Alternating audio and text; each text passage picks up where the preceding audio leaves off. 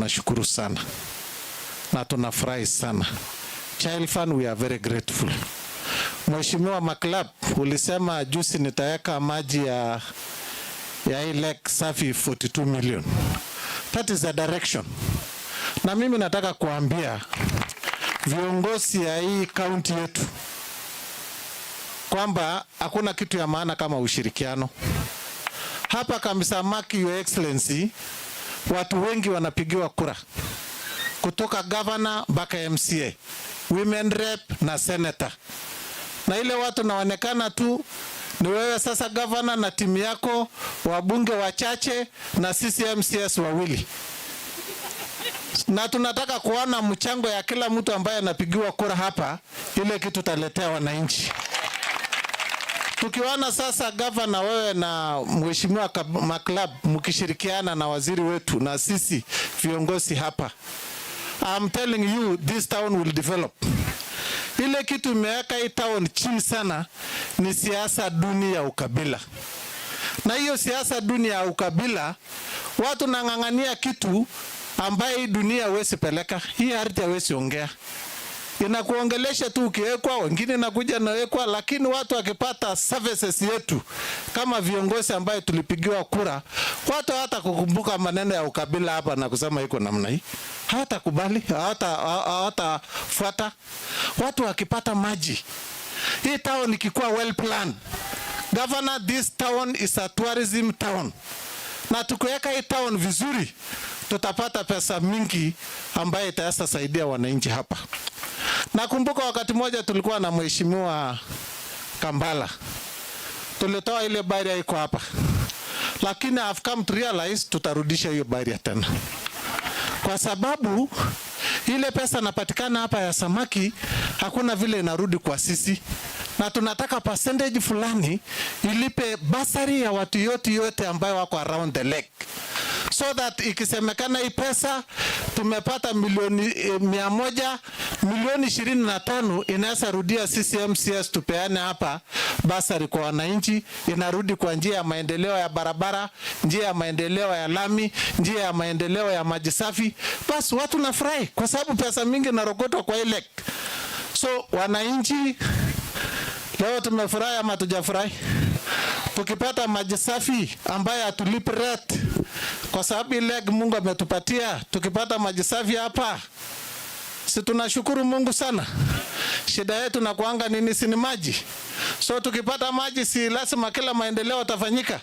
Hata mtu atafanya kitu naitwa kitchen garden. Bwana Governor, watu wanaweza fanya kitu naitwa kitchen garden. Karibu na kwako unaweza panda mboga hapo. Utakuwa unanunua mboga, utakuwa unanunua nyanya, because hata samaki unaweza lete vitu vingine hapo karibu. Otherwise, Mungu awabariki. Wafadhili wetu, we are very grateful. Personally, I'm very happy about Child Fund. I've got a project in my ward, Salabani Secondary School. You funded 30 million. When we had that problem of water, you construct the whole school for 30 million. When we see you coming back again in area of water, then we are very happy as a community. What people want is service delivery. Na wakiona iko maji, iko barabara mzuri, iko hospitali mzuri, iko kila kitu mzuri, nafikiri wananchi watarudisha sisi Chebon. Uliona hii maneno bana mbaya sana. Ile watu wananchi mnaonanga wakiwa pamoja na nyinyi kila siku, pale tufanye watu mbali sana. Wacha watu warudia na kuleta maendeleo kila wakati. Otherwise, Davis and Shalif, nashukuru David Governor na Governor kwa ile injini ya meli mulilete Kokwa Island. We are very happy. Injini hiyo imetusaidia sana. Na tukikumbuka maji hapa ku reverse hiyo osmosis, kuna watu naishi huko. I'm sure this is a very good scenario. Hebu ona ile mabati huko ndani na wanakunya hii maji. Mkimaliza hapa mainland, enda inland, enda tekeleza sasa maji huko tena. Otherwise, Mungu awabariki. Thank you very much. Asante sana mheshimiwa. Asante mheshimiwa, ameongea vizuri sana. Vile nilisema mbeleni kwamba sisi kama watu ya Kampi samaki na influence yote tuko na furaha leo sana, kwa sababu hii maneno ya maji imekuwa kera, hata imekuwa ni kama aibu sana, kwa sababu tumeongelelea hii maji tangu mimi nilijua zamani kama iko national government. Wakati county government ilishika, maneno ya maji ikapotea. So mimi saa hii ninafurahi kwa sababu tumerudisha mali yenye tulikuwa sasa. Tunaanza kukunywa maji ambayo ni ya ukweli. Number 2, hii town bana governor ni city yetu. It is our city. Sisi hatuna town nyingine kubwa kwa area hii. Hii ni town yetu peke yake. Na ukiangalia kila siku kukaa bila maji na kukaa bila barabara, mimi nilikuwa najiuliza wakati tulikuwa nafanya siasa. Nikasema nikimwambia vile wanafunzi walisema ati mdomo ya wanasiasa ni tamu. So walisema hapa, lakini wakati wamepata kura ni kama wanasahau. Mimi siku hiyo wakati nilikuwa naomba kura nikasema mimi sitaki mdomo yangu ikuwe tamu, na wakati nimepata watu wanaanza kuuliza. Ndio unaona tukapigania hii maneno. Mimi wakati tulipata tu immediately nilienda child fund. Tuliongea sana. Mimi ni ofisi ya kwanza kuingia ya NGO ni ya child fund ya Marigat. Na nikapata jamaa anaitwa Chepkuto Sami. Nilipata Sami nikamwambia, akaniambia wako na projects ya kusaidia watoto bandei ya Lake Baringo. Nikamuuliza, na sasa maneno ya maji iko namna gani? Akanieleza vitu mingi ile walifanya mpaka hiyo shule mheshimiwa ametaja. Akasema walisaidia. Nikamwambia kama nyinyi mliweza kutengeneza kitu ya 30 milioni, si nikumaanisha nyinyi mko na uwezo kubwa sana. Akaniambia lakini ndio wanatumia baya watu wengi. Kwanza tukaandika barua. Akanisaidia tukaandika barua ya kuomba pesa kwa Friends of US Embassy ya Koroto Women Group, na wakapata hiyo pesa. Walipata around almost 1.2 million. So wakati tumemaliza hiyo nikamwambia na hii maneno ya maji. Sasa tukasukuma kidogo. Siku moja akaniita akiwa na Nathan Mutuki. Tukakuja tukaongea, akasema ni kama kuna kitu inakuja hivi. Pia kama nakashika, kama aliposikia ni maneno ya maji ya Lake Baringo, akaniambia hiyo hata hatuwezi taka nini? Hatuwezi taka kikwasa hata kidogo. Inataka hii kitu iende tu vile tumesema. So kama nakashika, na unajua yeye akishika, sasa yeye ndio boss. Yeye akasema hii lazima itafanyika. MB kidogo, siku moja MB ananipigia simu akiwa na Nathan. Anasema sisi tumekutana na ndio tuko kwa waziri ya maji na maneno imeingia. Sasa ile yenye Nathan alikuwa anasema wanataka kufanya ya maji ya 2.5 liters, 2500 liters per hour, imesukuma imeenda mpaka karibu 10,000 liters per hour. Sio sasa itaponesha. Mimi nikaona ile maombi yenye tulikuwa tunasema imejibiwa. Na ni kweli hizi vitu yote tukiweka Mungu mbele, kila kitu inawezekana. Na mimi najua watu ya Lake Baringo mara mingi wamelia maji na kutananga kila siku wanaenda maji Marigat. Hakuna mahali pengine inakunywa kama samaki, si ni Marigat. Wanaenda Marigat. Lakini Mungu ile nyinyi mumeomba kila siku tangu siku hiyo yote amejibu maombi yenu, na anajua kwamba wakati wowote sasa tutakunywa maji. Si leo kama amekuja kulonje na MP, si sasa mnakunywa maji ya ukweli. So mimi sitaki niongeze maneno mengine. Ile kitu tunaomba ni kama wakati tulisema sasa inakuja kulonjiwa, tukasema hatutaki tuaipike hapa. Tukaleta tinga, kaunti hawakuwa na mafuta, lakini nilipoongea na gavana, mafuta ilikuja. Mafuta ikakuja, ndio mnaona hapa imeng'ara sana. Kwa sababu ya mafuta kidogo ile gavana ametupea na tukatengeneza hapa, na sasa ndio unaona tunakaa starehe.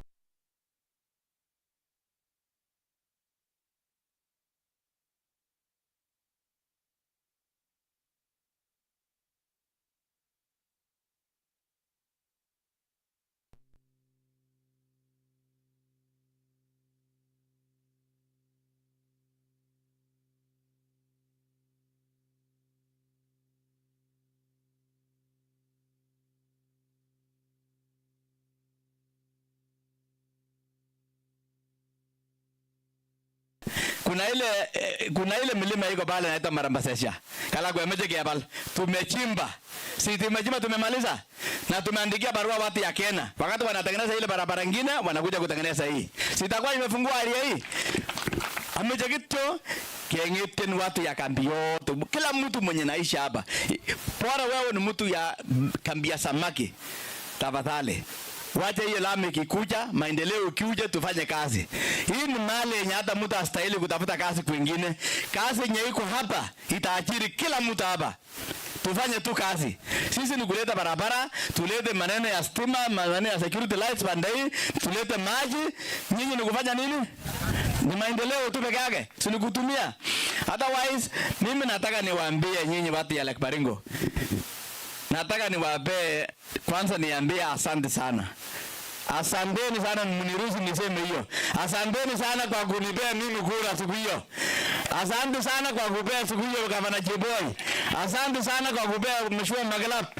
Asante sana kwa kupea Mheshimiwa Lekakimona hapa. Asante sana kwa kupea leaders wote wale tulichagua including our president. Kwa sababu sisi ni watu tunataka kufanya kazi pamoja na tupee nyinyi kazi, tu deliver kila kitu ile mlituambia. Na wahisani wetu mtushike mkono. Mtushike mkono kabisa. Tukikuja kwa milango yenu, tukibisha mtufungulie. Mtusaidie ndio tuende mbele. Otherwise, mbarikiwe sana. Asanteni sana. Mungu awabariki. Asante sana, makofi kwa Mheshimiwa Michael Chebon na pia Mheshimiwa Lekakimona. Kwa hivyo kwa sasa hivi namuita CCM, waziri wa maji. Atakuwa na majukumu matatu: kutambua wafanyikazi wa idara ya maji, pia atambue mwenzake waziri, alafu baadaye wahisani ambao watatambulika, na ukishamaliza waziri utamuita regional director Bwana Ngugi baada ya hapo. Asante. Your Excellency, our Governor, area MP, Joseph Maglab, our 2 MCAs, our Elchamus, na our Samosoi, our partners, na wananchi wa Kampi ya samaki, hamjambo. Kabla sijatoa remarks yangu, ningependa kukaribisha wenzangu waziri wa Blue Economy, kwa sababu ukiongea maji lazima uongee juu ya samaki. Na pia namuita, kama kuna staff wengine, niko na CEO wangu wa maji akuje, na kama kuna staff mwingine wote wa maji kwa upande hii, tafadhali kuja ni watambulishe.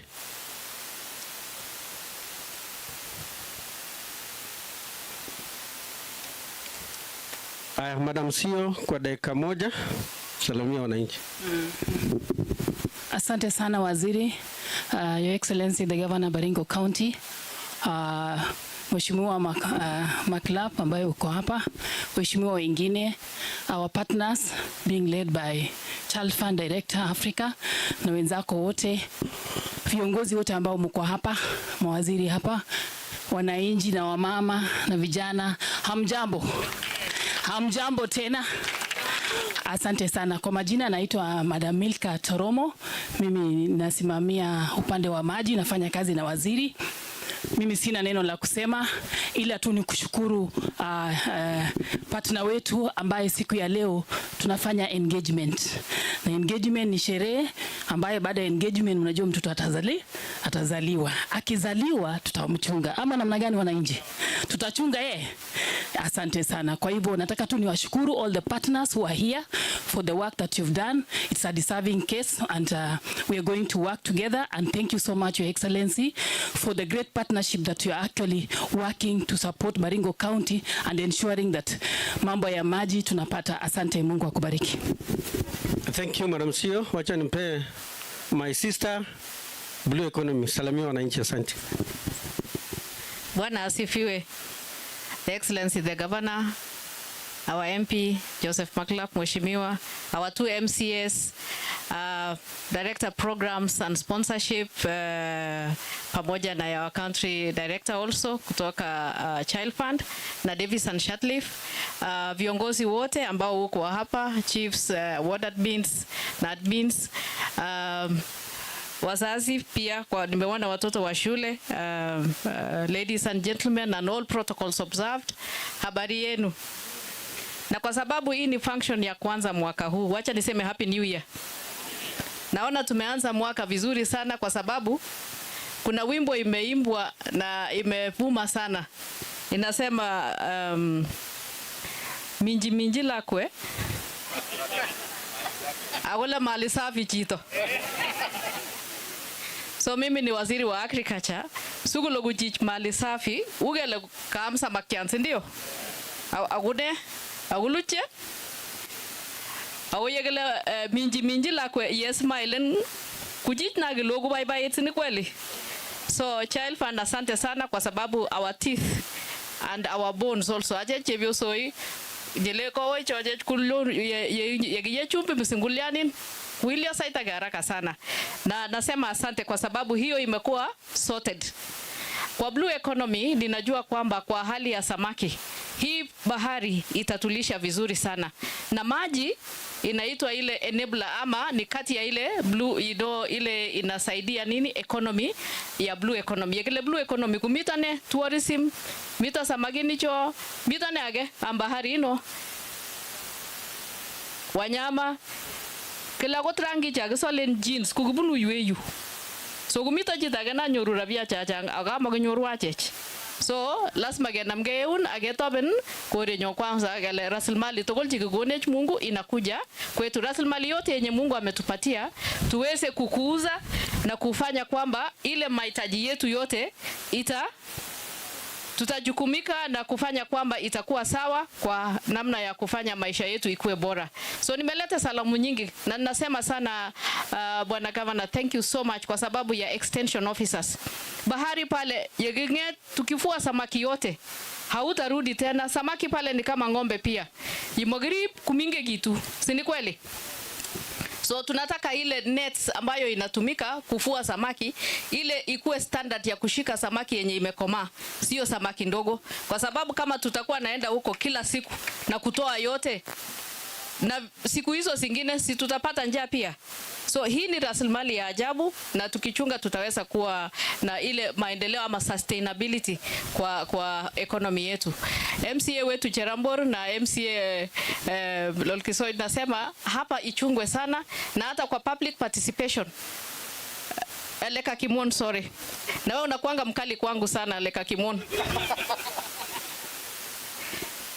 Wakati tutafuka upande hiyo na kuhakikisha kwamba watu wa upande hiyo wamepata maji, landing pitch pia iko, tuweze kuchunga sana hiyo bahari yetu na tukue kwa umoja, kwa sababu wakati watu wanakuja Baringo hawaangalii ni nani yako Baringo, ni watu wote wenye wako Baringo, si ni kweli? Wale watakula samaki, wale watakaa kwa hoteli, wale wote watafanya biashara, ni watu, sisi ndio tutapatiana hiyo biashara na hiyo pesa itakuja kwa mifuko yetu. Mubarikiwe sana, and Your Excellency, I say again, thank you for giving us extension workers. Thank you waziri. Kwa sababu Afrika Kaptanu alikuwa ametoa remarks zake, kindly ningependa kuita Christine Mushemi wa Davis and Shortlift. Kindly.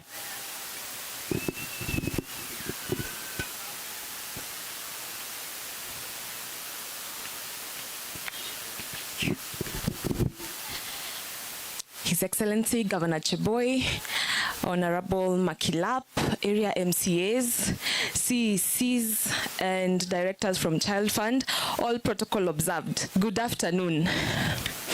Kwa majina naitwa Christine Moshemi from Davis and Shortleaf, and before niendele my two remarks, I want to welcome my colleagues. Tumekuja na wao, wanaweza simama and they can wave at us. We have Mr. Bernard Rono, he's the water treatment manager, Davis and Shortleaf, and Mr. George Kioko, water treatment engineer stationed in Nakuru office.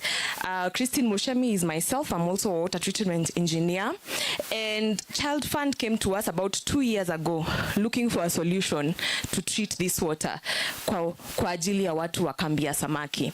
And for 2 years tumekuwa tukitafuta solution to ensure that we give you a world-class system, that the water that you're going to take itakuwa maji safi na itakuwa maji ambayo haitatudhuru. And as Davis and Shortleaf, in addition to providing a solution, we saw a need, and we decided at Assisi we will partner together with Child Fund. And we also thank the county government, because the county government has brought this baby from being this small and expanded it so that more of the community wataweza ku benefit from this particular project.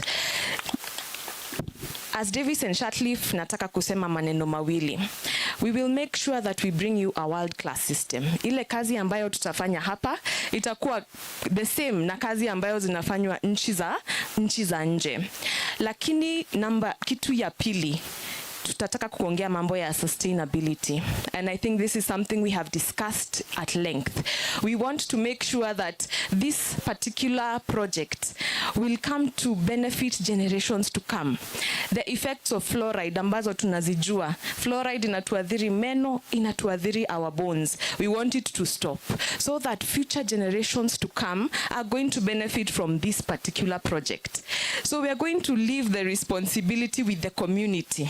We are going to leave the responsibility to the implementing partners to make sure that we ensure we maintain this system so that 10 years, 20 years, 30 years to come, wale watoto wanazaliwa huu mwaka hawatakuwa wakisema mambo ya fluoride. Asanteni sana. Thank you so much, Madam Shemi. Kwa sababu ya wakati, ningependa kuita one of our key partner, Dupont, make his engineer Shiru make his remarks.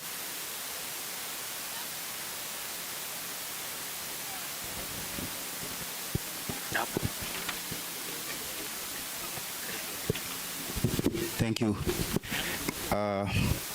His Excellency the Governor of Baringo, Joseph Makilap, Honorable Member of Parliament, Baringo South, area MCAs, local leaders, all protocols observed. Mr. Chege, Regional Director, Africa for Child Fund. Today is a great day. Leo ni siku kubwa. Na mimi nasikia moyo wangu ukidunda. Na kuna sababu, na tulikuwa tunadiscuss na Kimosop wakati nilikuja hapa 2 weeks ago. My first visit to Lake Baringo was about 20 years ago. I was still a high school student. We had come for a geography trip. And the gentleman who took us for a tour into the Lake Baringo had a brown teeth. Let me use that term. And one of the students asked the gentleman, because they thought he had applied something on the teeth. So they asked him, "What is this you have applied on your teeth?" But the gentleman was kind enough, so he explained to us about the problem here. That was 20 years ago. I did not know that today I'll be here providing solution to the community. Sio ni kazi ya Mungu.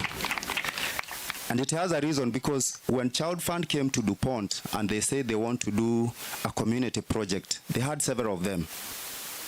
Another mentioned to me Kampi samaki. It was a no-brainer, because that picture 20 years ago came back to me. Okay? So today I'm celebrating as you are celebrating, because I've seen this problem. I saw it 20 years ago, and now I'm providing solution to the community. So many are asking who is Dupont. So Dupont is an American company. We are a science-based company, and we provide innovations to solve some of the toughest challenges that the world is facing today. Of course, water is one of them. I've had since independence, nobody, or since Kampi samaki existed, no one has provided solution to the fluoride problem. So through our science and our innovation, Dupont is going to give you a solution. So we have donated $50,000. That's about 80 million Kenya shillings to this project. In addition, we have also donated the technology, the membranes that are going to remove fluoride from the water.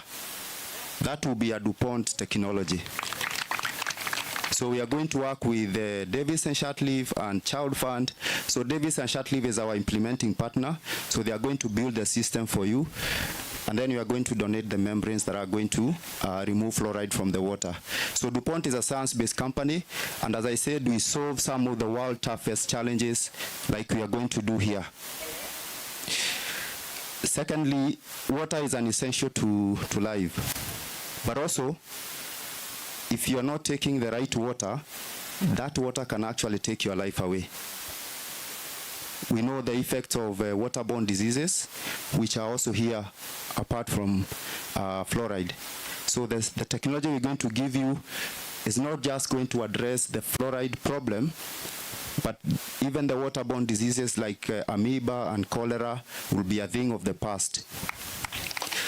So it's our hope that when we come here 5 years from now, the children that are going to be born today will not have brown teeth. Yeah, the girls can smile, can have a confident smile. I was told that there's a more serious problem, because I was told actually the members of this community cannot be enrolled into the armed forces, into the police, or even into the prison services because of brown teeth. When you go for recruitment, the first thing they check is, do you have good teeth? So we're actually protecting the generations to come to make sure they can thrive. Okay, so I've seen a lot of commitment starting all the way from the governor. I sat with governor in his office, and I've never seen such a commitment to this project from a leader of his caliber. I can assure you, your governor is 100% committed to this project. Your area MP, we also met the same day, very committed. All the local leaders, all the way to the grassroots, 100% committed. So I'm saying as Dupont, we also don't have an option. We are going to be committed to this project to make sure it succeeds. So you can count on us. So even after implementation, you will be seeing my face coming here to check how is the project doing. And that's what we call sustainability. So I would like to thank everyone, but also, we talk about the SDG goals, and one of the key one is actually on provision of clean water and access to sanitation. And that goal actually contributes to also another goal, SDG goal number 3. If you read about it, is about well-being, okay, and good health. So this project is going to kill 2 birds with 1 stone. And I know why the governor is committed to this project. Without clean water, you cannot achieve the rest of the SDG goals. They are all anchored on provision of clean water. So thank you very much, and we are happy to partner with Child Fund, with Davis and Shatleaf, and more so to partner with the local leadership, the county government of Baringo, and the local leaders. Thank you very much, and God bless you. Thank you so much, Dupont. Because of time, I just want to take this. I want to welcome the Director, Africa Regional, Chege.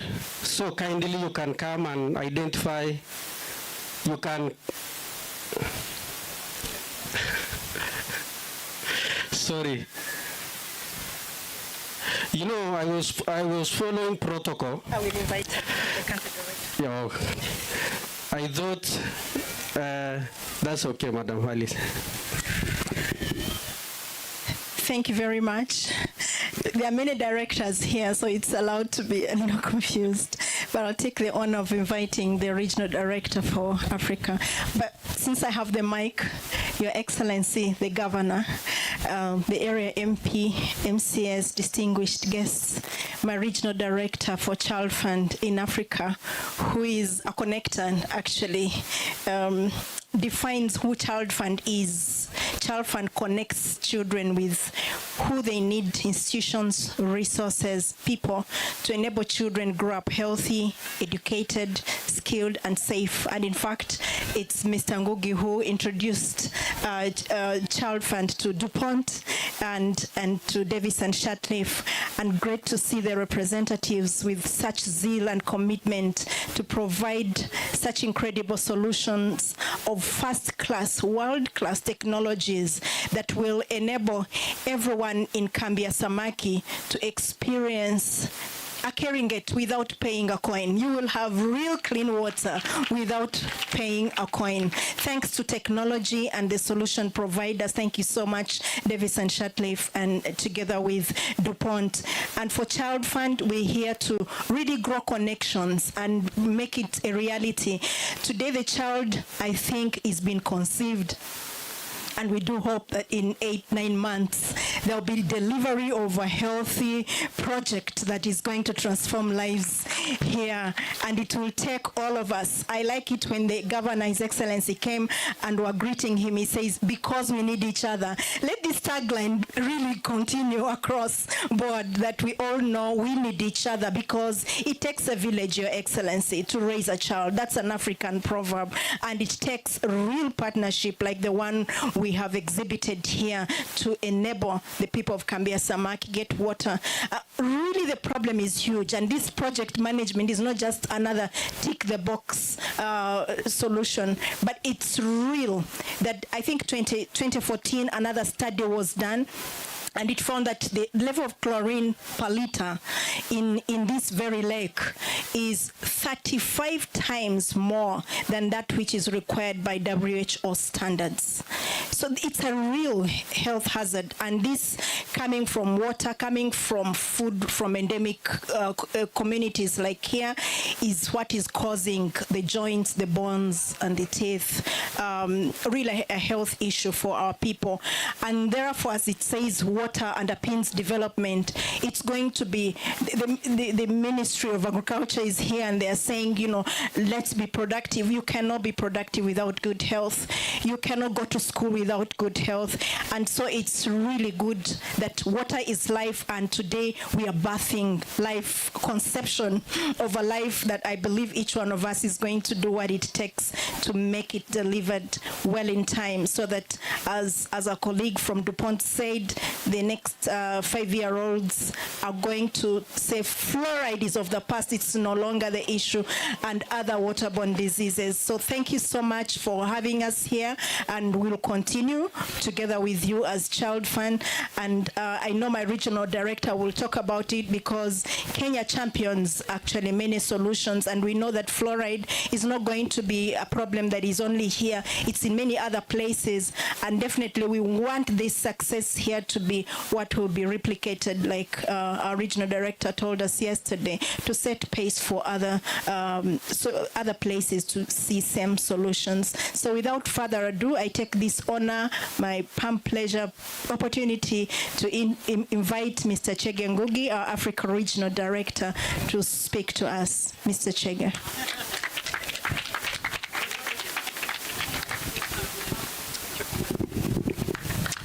Honorable Mr. Cheboy, Governor Baringo County, Honorable Makilap, MP Baringo North, MCAs with us here, former MCAs, all the leaders that we have here, our partners from Dupont, Davis and Shatliff, Central Lift Community Development Organization, and there's another partner that I would want to recognize called Hand in Hand. Mr. Kahora, maybe you can. They are bringing a very important component here.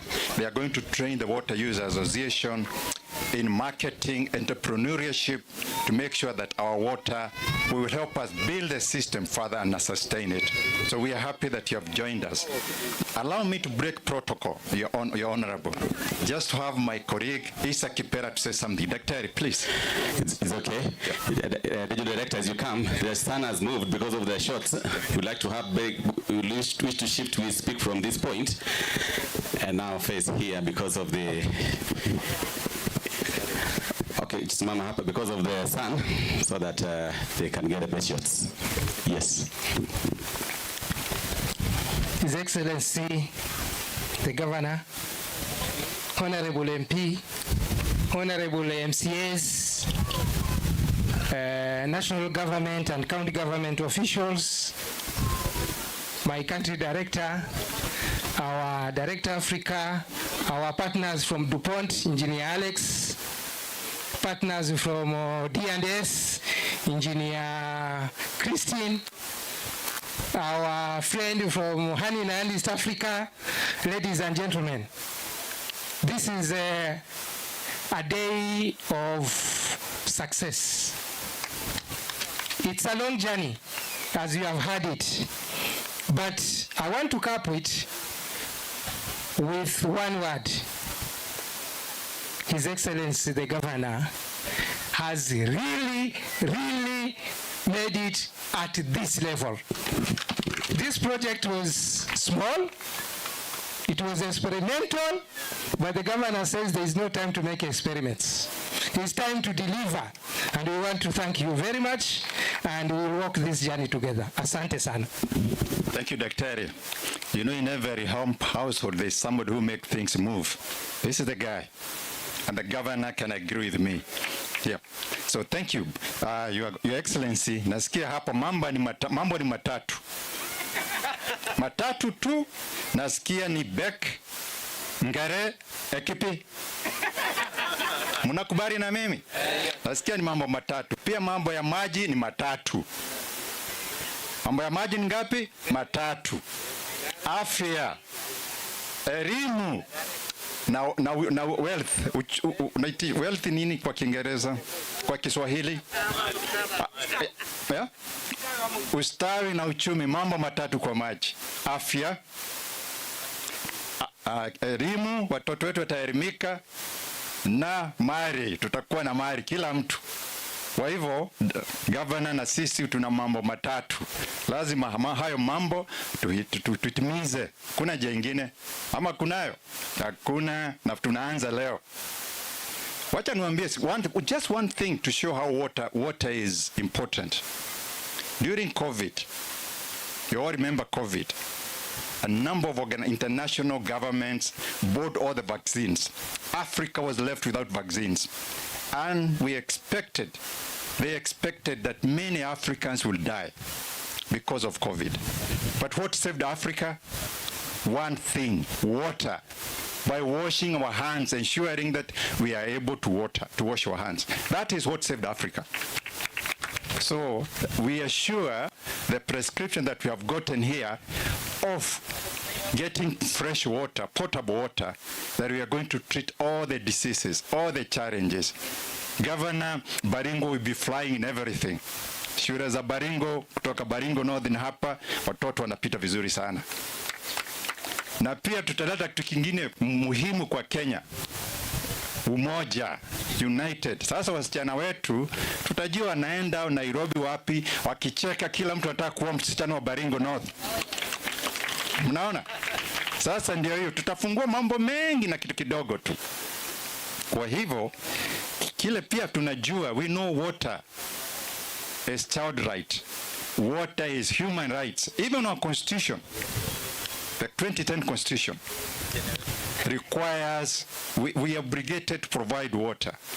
So what we are doing here as an organization, as county government, as national government, as private sector, we are honoring, we are complying with our own constitution, that we are providing water to our children, water to our communities.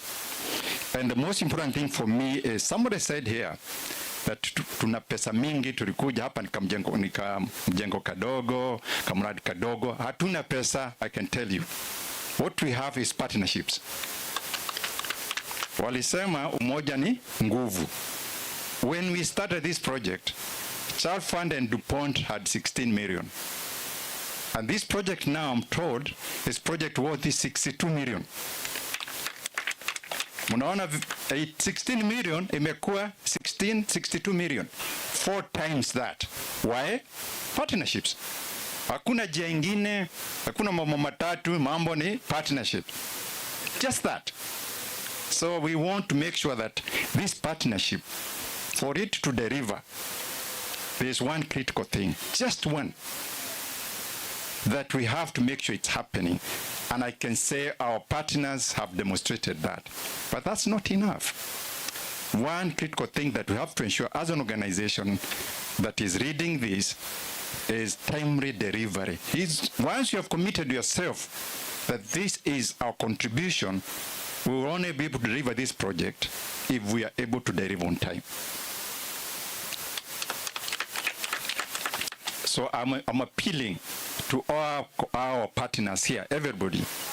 Once you have put your signature there, committed yourself, please honor that. That's the only way we can be able to deliver this project. Vile nisikia chairman akisema hii imeenda. Itaenda ndio, lakini lazima tuwekele pesa kwa meza. Hakuna jengine. So we have to do that. Na vile Harris amesema, yes, this is somebody said, Madam CC Water, Chief Officer Water, that this is a baby. We are conceiving a baby. This project is 8 months, if all goes well. So, and you know a baby is conceived, then 9 months we deliver the baby. So 9 months we should be here celebrating that baby. And somebody has said it may be a twin also, twin birth, not even one. Because they are saying this is more. We want more projects to be born out of this. So we may end up with having a twin child, twins now. So let's do our part, and we are sure we'll be able to deliver on that. And Governor, Your Excellency, I can say we have one advantage here. And Christine and Engineer Musheru, engineers, all we wamesema, we have the best technology in the world here. We are very far from Nairobi, we are very far from America, but we have the best technology. The technology that is being applied in America is now being applied in Kampi samaki through the courtesy of Dupont and Jarvis and Shatcliffe. What else do we need? Technology is an enabler. So we need to make sure that we are taking advantage of that. I think the other important thing that, and we have seen that, we have said water is health. It's embarrassing to see our mothers and grandmothers suffering from sclerotofluorosis, something that we can cure. So we're hoping the generation coming out of this project, we are going to, that be the end of sclerotofluorosis in Baringo. And you can see, we are not bringing any medicine. We are not bringing technology of medical technology. Just treating one problem, just one, water, will solve so many things. And I heard Madam Minister of the Brew Economy, how much potential we have here, a lot of potential. We are talking of youth unemployment in Kenya, it's one of the highest. If we're able to resolve this, that will no longer be a problem of Baringo and beyond. And I'm happy to hear Hon Makirapi saying this water can serve for 2 million. There you go. Why not? So I think and that's what we need in life. We need to be ambitious. We need to be bold. That's the only way we can develop Kenya. So for that, I want to thank our colleagues from Jarvis and Shatcliffe, members of Parliament, Makirapi and others, and Dupont for that partnership, and Governor, that we are here as a team, so that you can see the expectation that we are seeing here is up in the sky. We don't want to embarrass them, and we don't want, like the children said here, snail speed, mwendo wa konokono. So wamesema hivyo, hatutaki hii project. Wamesema 1981. We are saying 9 months, 8 months, 9 months at latest. Let us not embarrass our students, our children. Let's give them that. They have request for it. Let's honor them by giving them that.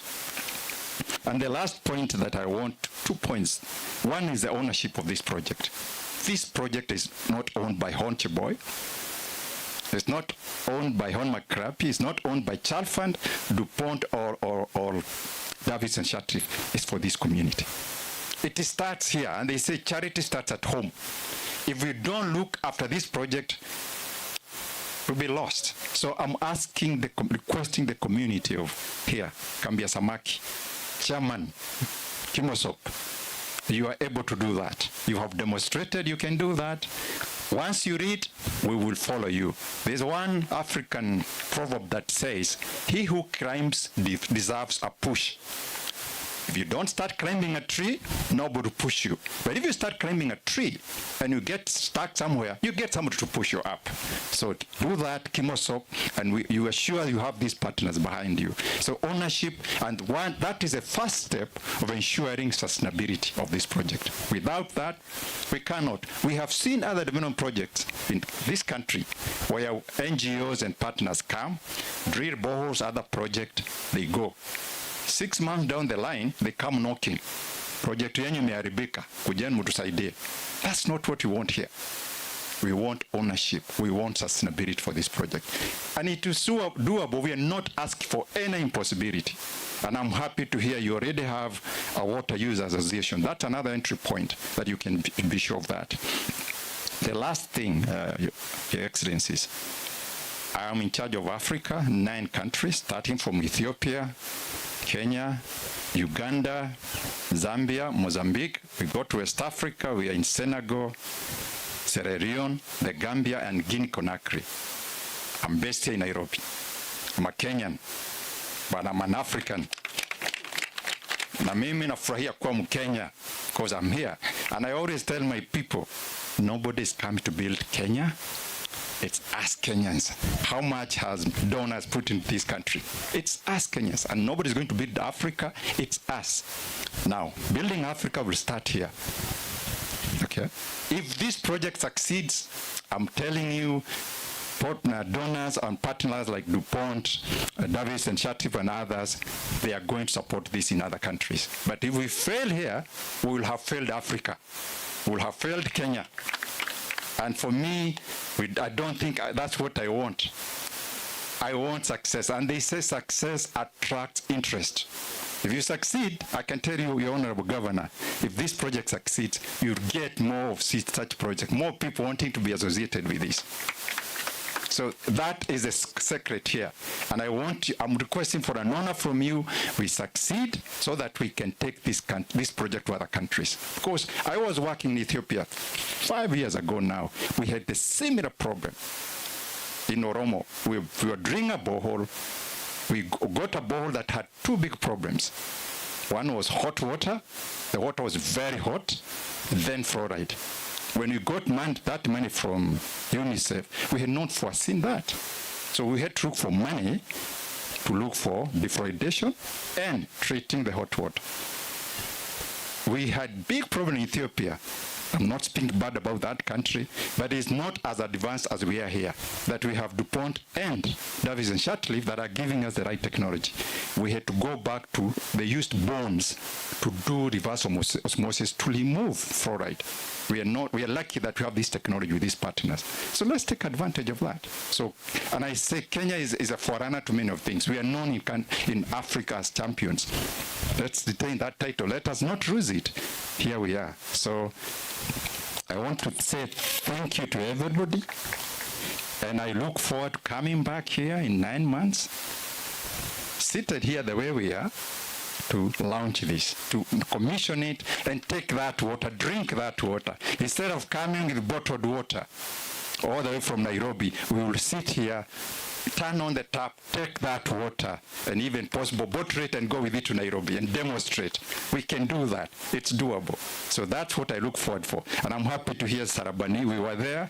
We started it with the late Minister Magoha, with the Minister on Cherugui, Honorable Cherugui.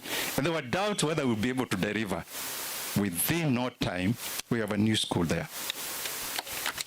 So that just to demonstrate that as an organization, we are here to deliver. Our name is very important.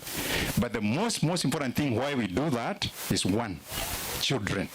We want children to get their rights. We want them to grow healthy, secure, educated, skilled, and safe. That's why we do all this. And we have our efficiency for us is critical. So that's why you hear me insisting 9 months. Dr. Isa knows that. They know what we agree. It's 9 months. There are no two ways.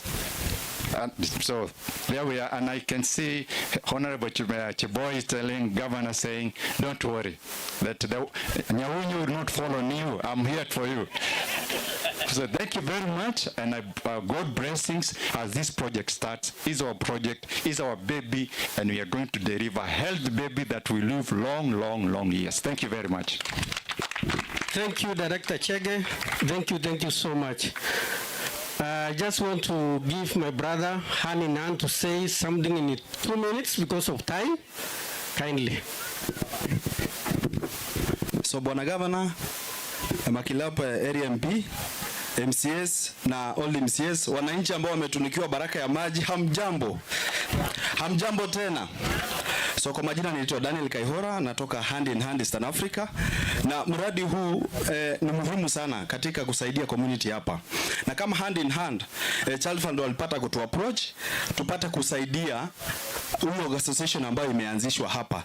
Isiwe tumeanzisha tu CBO ikose kuwa sustainability. Sisi kama Hand in Hand tuna train kuweka biashara. Element ya nini? Ya biashara. Hatutakuwa tunakunywa maji hii ya dasani hiyo miezi 9 ambayo tumeambiwa. So tutatembea na nyinyi pamoja kwa hiyo miezi 9 kuhakikisha kwamba mnaifanya kibiashara. Tutakuwa na maji ya nini? Yeah? Tutatafuta maji, tutafuta jina ya kuweza kuipea, kwa sababu tutakunywa maji baada ya miezi 9. Sawa sawa.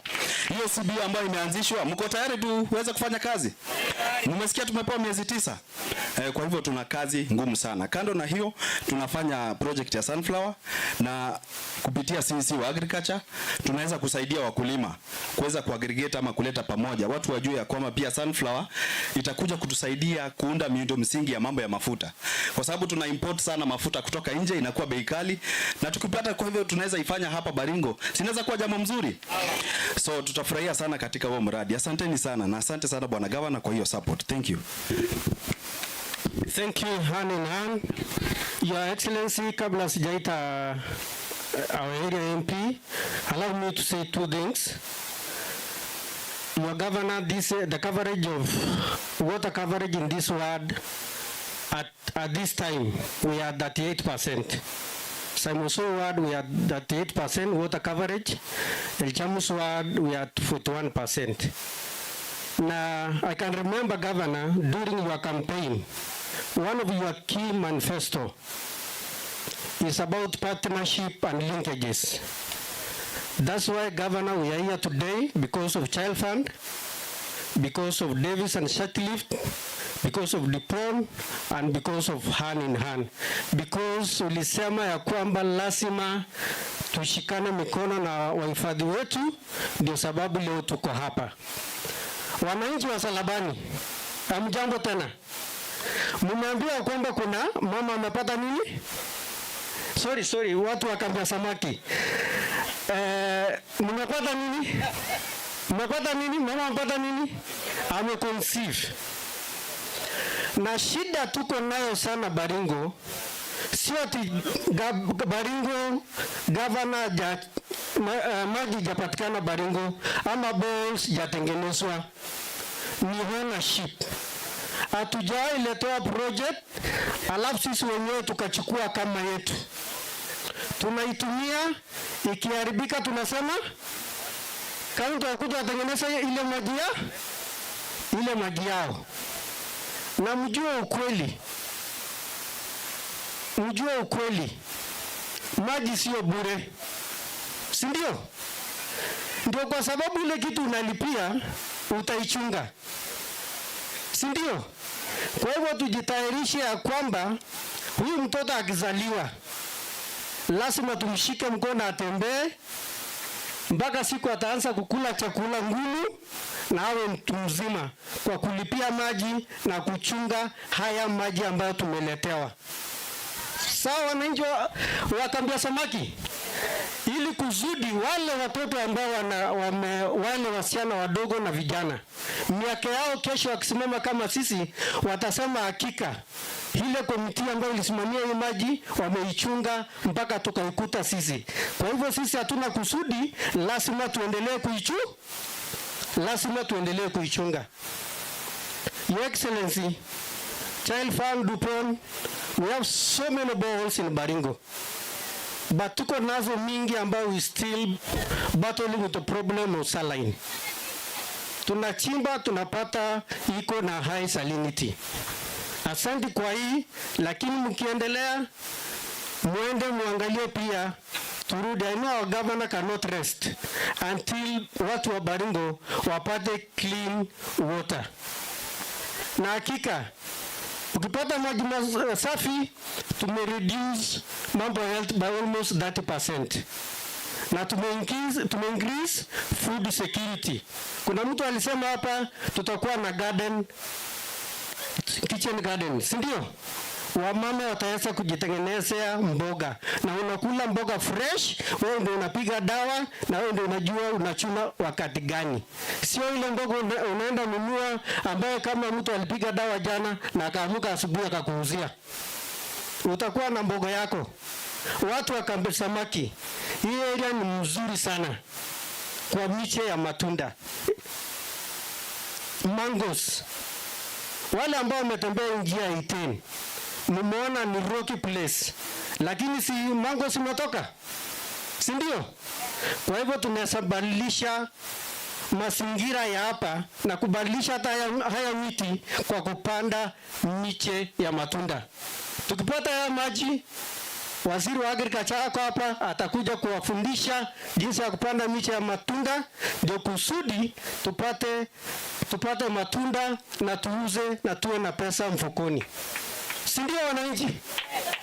Kwa hivyo hii project ambayo inamalizika kwa muda miezi 9. Sisi tutaomba, najua governor mtakuja kufundishwa jinsi ya kuitunza ili kusudi iwe sustainable kwa muda mrefu. Kwa hivyo kwa sababu hiyo wakati, it is my pleasure wananchi nikaribishe your area MP Honorable Joseph Maklab. Karibu. Asante sana Waziri Tamar, Mheshimiwa Gavana wetu wa Baringo na serikali yake yote ambayo wako hapa, waheshimiwa MCA Cherombor pamoja na MCA Lekakimon, wale wamekuwa MCS mbeleni kama rafiki yangu Mheshimiwa Kampala, Kanali retired Moses Konyike ambaye kuna sisi hapa, watu wetu partners wakiongozwa na Child Fund Kenya na Africa, watu wetu wa Dupont, Davis and Shatleaf ambayo wanaongoza kwa maneno ya teknolojia, walimu ambao wako hapa, viongozi, hamjambo. Mimi nimekuja hapa siku ya leo kuungana na gavana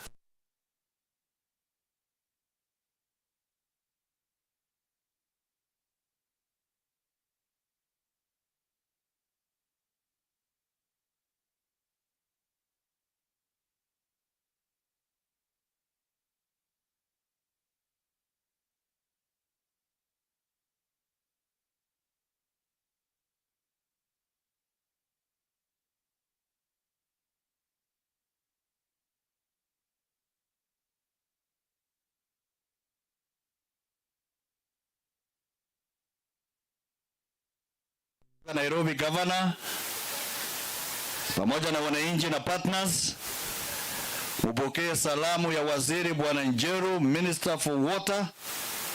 Anajua tuko siku ya leo hapa na amesema sio mwezi 9, mwezi 8 mwe mwenyewe atakuja ili tuweze tusindue hii project wakati ambayo tumemaliza. Vile vile mpokee salamu ya PS ya maji Mheshimiwa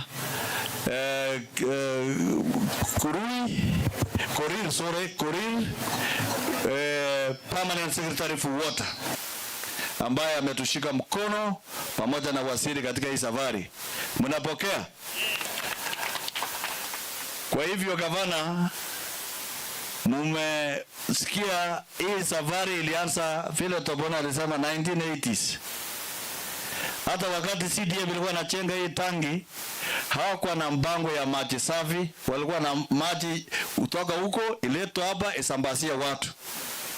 Because that was what was available, and that was what was mentally technological, that bring water to the highest level and distribute, because fetching water in Lake Baringo has become a menace because of crocodiles. It has now undergone a lot of transformation, mabadiliko kubwa, na sasa tumeleta teknolojia, the best technology from Davis and Shadley pamoja na Dupont. Mimi wakati nilishika ushukani pamoja na Jerombor na gavana, tukasikizana tushikane mkono kuhakikisha tumebadilisha mkondo ya siasa na maendeleo katika sehemu hii. So kwa hivyo wakati nilipata report kwa MCA na gavana ya kwamba kuna partner Child Fund na Dupont, they were able to mobilize resources to the tune of 16 million kwa hii safari ya kubadilisha maji ya Lake Baringo iwe maji safi ya kukunywa. Nikauliza MCA, that is a brilliant idea. Hao partners walikuwa wamenitafuta kupitia engineer yao hapa. Wakati tulikutana na hawa tulishika network faster. Najua mimi ni mtu wa network. Na wewe Director Africa, mimi nikiwa mjumbe ya Baringo North, mambo ni mbio. Hakuna watu lesi katika hii Baringo North. Hao maengineer yako including director, najua wakati mlinishika mkono nikaambia nyinyi safari ni mwendo. Pamoja na ile yote engineer Alex hapa. Alex wakati mlitafuta mbao Goriama niwaambia nyinyi kama mnataka PS I will fix. Kama mnataka cabinet secretary I will fix. Did we not fix? So kwa hivyo nikasikia project, nikaambia Jerombor na governor, no, we are not going to rely on partner pesa ya msaada peke yake. What do we do as a country? What do we do as a people? Nikashika mara moja mpio, nikapatana na PS na waziri Njeru, nikaambia hey, there is a and the good thing with this thing, there is a scientific study on the levels of fluoride here in Lake Baringo. There was a scientific study on the skeleton, the effect of skeletal fluorosis, and it was done by University of Nairobi and other scientists. So wakati hao wakubwa wa Nairobi waliangalia kitu wasema no, this one we shall support. So kwa hivyo mimi kwa national government kiongozwa na serikali ya William Ruto pamoja na governor hapa, nikashika mkono nikasema wacha tutafute. Najua mimi niko kamati ya pesa, mimi niko 3, so nikashika wale wengine wenzangu, ndio tukaongeza sasa hii project from 16 million to now 62 million project. Hiyo pesa ni ya national government. In fact tulikuwa naongea na PS nikikuja Korir nikaambia, kwa sababu tulikuwa na governor Chusi Nairobi, tukikawa Dupont na Child Fund wafanye nini mpaka wapi, alafu kutoka hapa national government wamalize. So they have agreed on what is the role of each of these partners na serikali. Sasa nyinyi Dupont na Child Fund mtatengeneza mpaka hapo pale mtulisikizana, na ile imebaki tutaweka hiyo national government wataendelea na 42 million kumaliza project. So that hii maji ya Lake Baringo watu kutoka Loruk mpaka Salabani huko watu wapate maji safi along the belt from Loruk all the way to Salabani in this side, na iende mpaka Chu mpaka huko Korean kwa huyu msee rafiki yangu hapa. Watu kunywa mpaka harusi inapo kando kidogo na huko Tumgoi wapate maji safi. Hao namna gani? So hii safari tumeshikana ni safari ya viongozi kushikana, national government na county government, customer ni moja, the people of Kenya.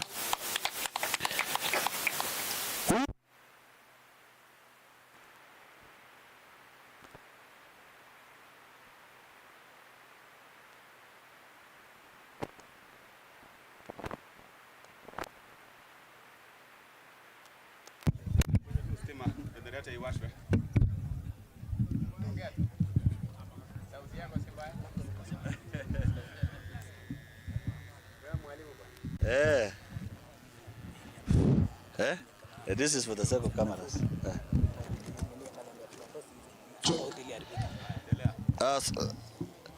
Asante sana. Nilikuwa nasema nyinyi wananchi wa Kenya, wananchi ya hapa Kambi ya Samaki, Baringo North na Baringo South, nyinyi mlitupatia mamlaka. County government and national government cooperate for development to continue in throughout the Republic of Kenya. Nyinyi hata watu ya Kambi ya Samaki mkiwa ndani. So customer ni moja, mwananchi ya Kenya. Wale mliweka MCS na governor ni wale mliweka MPs na president. So tunashikana kwa sababu ya maendeleo. So today we are gathered here to change the health standards of the people who are living around Lake Baringo, to remove too much fluoride in water for human consumption, so that the babies that we give birth to, the children of this region, the mothers of this region, and wase of this region are free from the effects of too much fluoride, which is 35% higher than what International World Health Organization recommend for human consumption for water. So today is a game changer, because not only does it affect the teeth of the people, sio meno peke yake ndio inabadilishwa na fluoride, pia mifupa za mwili, the skeleton of a human being. That is why wase wakiwa hapa combined na njaa, unapata mtu anatembea hivi ameinama, not because they want, but because of effects of too much fluoride. And technology and science has given us the best technology through Dupont and Davis and Shatley to change the water of Lake Baringo to become good for human consumption. Governor, mimi wakati tulianza hii safari tulifanya na yetu faster. Tulifanya faster. Hebu mpigie governor makofi. Kaba na inu kumangermet. Nyegele kebe kekiba. Magla ku chap, Jorombo ku chap, uyu Kakimon chap. So watu wameshika ushukana mbaya. President ni chap saidi kuliko sisi wote. Kachakwa ni chap. Tena truthful. So kila mtu Kenya hii ni mbio, au namna gani?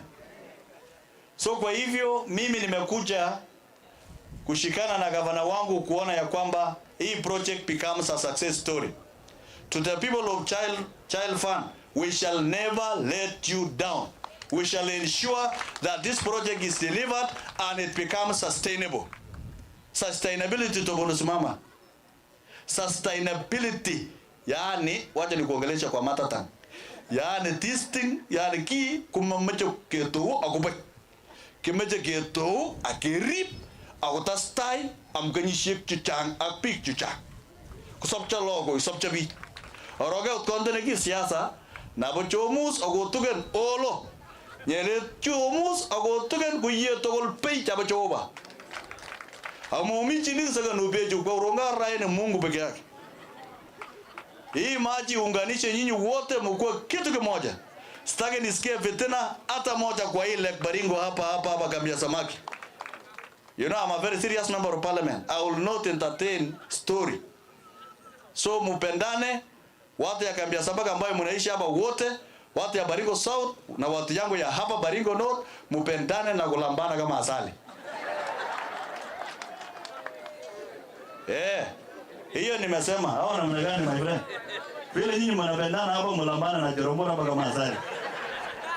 For peace and tranquility to continue. Hao namna gani? Mwisho governor, chuzi tumekucha hapa na governor huyu Cheboy na waziri ambaye anaitwa Salim Furia. Nikawatangazia ya kwamba tunaleta project hapa. Si nilisema wazee. Nyinyi mlikuwa mnafikiria story, najua mlisoea story. Sasa hakuna story tena, we mean business. Sawa namna gani? We mean business. Nilisema sasa project ya Lake Baringo yote Salim Furia na minister has set aside 100 million of changing the entire lake hapa ikue profitable to the people of Baringo. Sasa Governor na mimi hatutalala mpaka tuhakikishe hiyo pesa ya wizara ya mining and blue economy tubadilishe. This lake of Baringo must change Baringo County into a prosperous county. Watu ambao iko na lake kiasi hii hawatakikani kuwa na njaa. Watu ya Lake Victoria iko na lake kidogo kuliko hii. Lake kubwa ya Lake Bogoria, Lake Victoria iko Tanzania na Uganda. So a small part. But there are people around there are changing their lives. We are going to change our lives of the people of Baringo using the Lake Baringo water. So kwa hivyo mjue kutoka leo serikali imewamulika hapa. Mimi tayari na watu ya Kenya tumetafuta pesa from this financial year ya kutengeneza mabarabara ya kuingia hapa ndani nje ndani hapa, yani area yangu yote ikue lami ya kuingia na kutoka, ya kuingia na kutoka. I am going to change this Kampi ya samaki into a business hub in this region. Hii Kampi ya samaki tobonoskiza na uniangalie macho vizuri. I will change this place to become a better place to live in. Mumeona shule. Huyu Lekakimon. Kama na huyu mzee leo usitoka hapa wate huyu mzee mkate kubwa sana. Huyu mzee tumeshikana kubadilisha hiyo shule. Na tunakuja kuzindua hiyo lab na kupatia pesa nyingine. That education vile director ya Africa amesema that school will change this place. Governor, help me only one thing here. I will help you the rest. Help me with planning mpaka to design manyumba kani inatakana ichengwe hapa. What kind of designs of houses ambayo inatakana uchengwa hapa so that we have a beautiful lakeside town called the Kampi ya samaki. Pande ile ya South wangangana na education. Mimi ningangana na human capital of urbanization here to build a serious town that becomes attractive, that has an airport, that has hotels, that has money. Pesa isunguke hapa. Tumekubaliana? We want to change this place. Na hii hapa mimi ndiye tabadilisha. I will change this place to become a better place to live in. Na hata nyinyi munipange tobono. Munipange panga harao. Na muginipanga msiwache jeboy. Mutupange panga harao naona namna gani? Because I'm going to change this place, I am telling you. Kama na weka tu ile street light hapa. Weka street light ichae, I will do the rest. We will change Kampi ya samaki into a better place. So kwa hivyo mimi sitaki niseme kusidi hapo. Nataka niambie watu ya Dupont na Child Fund, I will be your daily customer in Nairobi. Because not only do we want to change the water of Lake Baringo, we also want to change the sala and poreholes ambayo iko around Baringo hii. Tubadilishe, tutumie hiyo teknolojia yenu mpaka poreholes shamba ikuwe na maji safi ya kunywa. I will be with you and I will support you with government na waziri ya maji tuhakikishe tumebadilisha maisha ya pande hii. Wewe tobono na mambo ya cheshi na hiyo mambo mengine, wewe unajua for the last 15 years hakuna mtu aliandikwa cheshi kwa Simon Soi. Lakini uliniona nikiambia Duale nini kwa bunge ya kwamba there is a division that requires employment. Wewe unajua chusi tuliandika watu ya Simon Soi wawili ya cheshi hapa juu. Hapa Sibila hapa. For the first time for 20 years. Vijana wawili wameandikwa cheshi. Na mambo pa na sio cheshi peke yake, kuna askari wengine wanaitwa maritime soldiers, coast guard. We want to make this, that's why I'm saying I'm changing this place, because lazima turecruit watu ya humanity nini bahari, askari wengine ambao wanalipwa mshahara kama jeshi kama polisi ya kuchunga nini bahari. So not only do we want the army, tunataka coast guard, police na kila kitu, na hiyo ni kazi yangu na pamoja na governor na wale viongozi wote ambao tunashikana. Na mimi nitafanya kazi bila kupakua mtu yoyote. So count me on that. What you are only very sure is sasa tumepanga na Kindiki na tumemalizana. Sasa tunakuja kutangaza chip hapa. Naitwa Kimbirwa location, tutakuwa na chip yenu pamoja na Ngenyin sub location, tutakuwa na chip yenu pamoja na Loruk North, pamoja na Ngaratuko sub location, pamoja na Bretorin sub location, pamoja na zile zingine Borsuswa, Kabarion, all the way to Kerio Valley.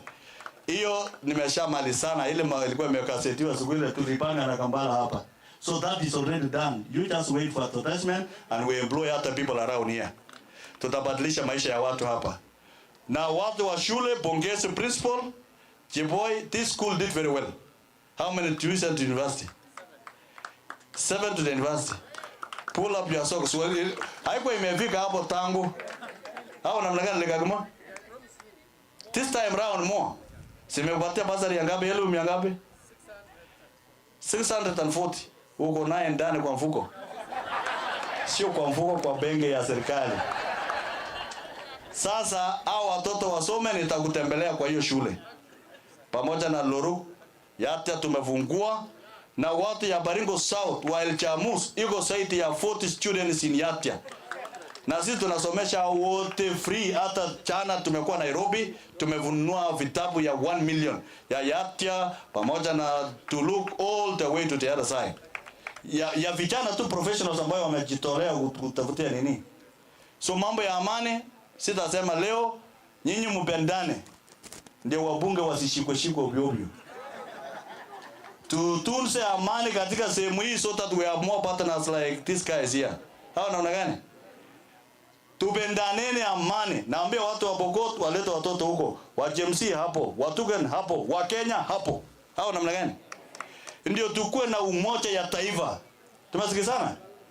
So kutoka leo, kila mtu on your mark, set, go. Let us do what is right for our country. This is not a time to do politics. Hao namna gani? So mmetuchagua. Sasa sisi ni kuchapa nini? Kazi au si kazi? Asanteni sana. I will come back again when I will be visiting that school. And I will come back again until we open Kampi Samaki to become a business hub on the lake side of Lake Baringo. Mpaka samaki tukule. Hebu sisi wote tusimama tukarimisha gavana. Gavana 1 2 3. Gavana. Gavana. Gavana Jeboy. Tena.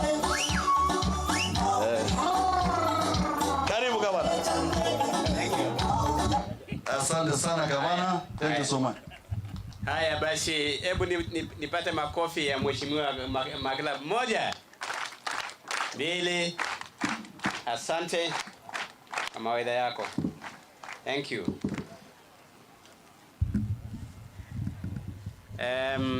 Ndugu yangu mbunge wa Baringo North, Honorable Maklab, wabunge wa County Government of Baringo ambaye wako hapa, Mheshimiwa Leka Kimon na Mheshimiwa Michael Chebon Cherombor,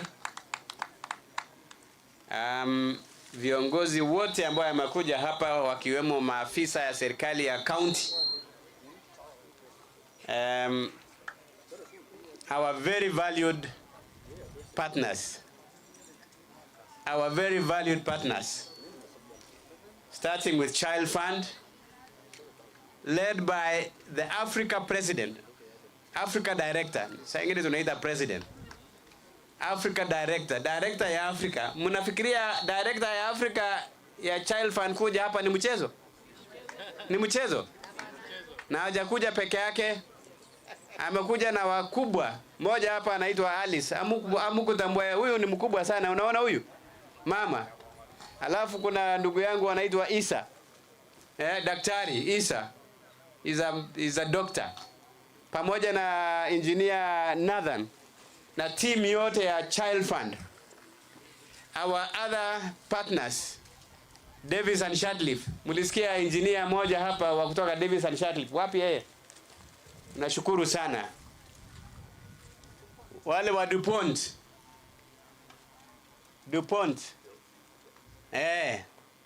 Pamoja na Central Rift Community Development Organization. Wale ile CBO ambayo ina deliver mambo ya Child Fund katika Baringo County. Pia tuko na hand in hand. Na nataka kukaribisha hand in hand kwa mikono miwili. Amekubali, saa hizi tu tumeongea na yeye, ameongea na sisi hapa. Amekubali kuja kufundisha fishermen on how to improve fishing katika sehemu hii. So we will be training the fishermen of this area pamoja na wale wanaitwa beach naitwa beach nini? Management unit. Tuinue kulingana na vile Mheshimiwa Makilap amesema tubadilishe kambi samaki hii.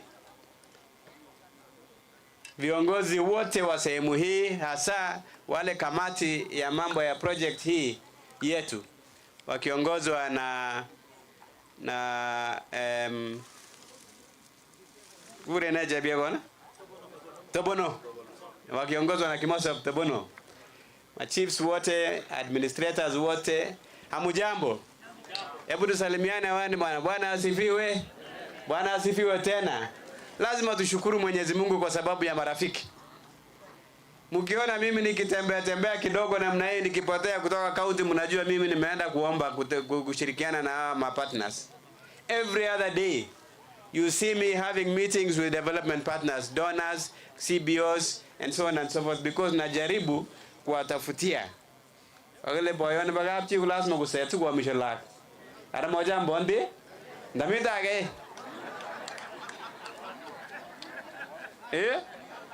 nete ndamonete.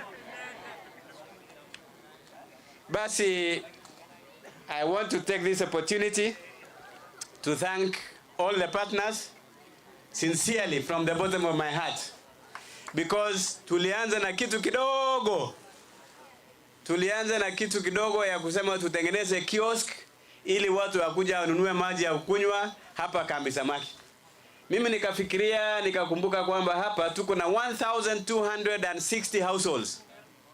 1260 households.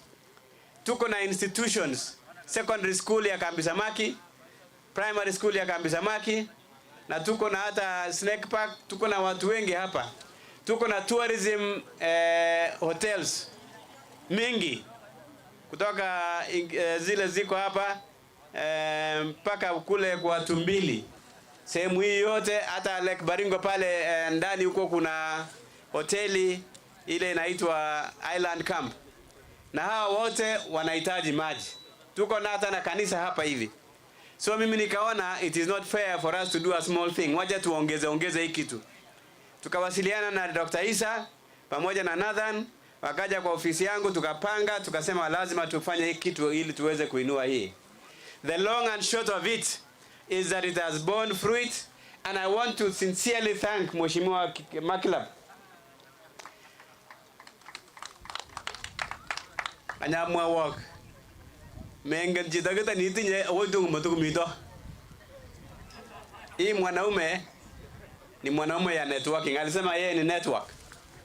Mimi niko na network kweli. Nashinda yeye.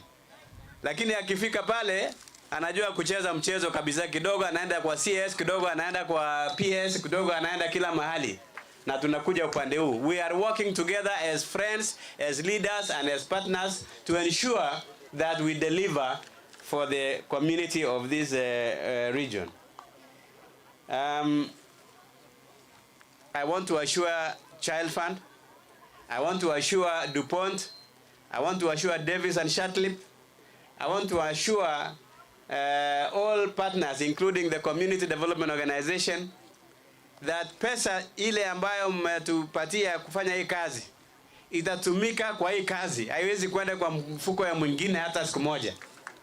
Na naomba kamati ambayo inahusika katika management ya hii project muwe macho, tuangalie kwamba tuhakikishe kwamba pesa zile ambazo zimetengwa kufanya hii kazi, including ile imetoka katika serikali kuu kupitia PS Korir na CS Njeru na ndugu yangu Makilap, hiyo pesa inatumika kwa njia ile inafaa ili watu wetu wa kambi samaki wapate maji. Nataka kusema, and I want to give you a guarantee, ikifika 8 months from now, tulisema 8 months au 9 months? 9 months.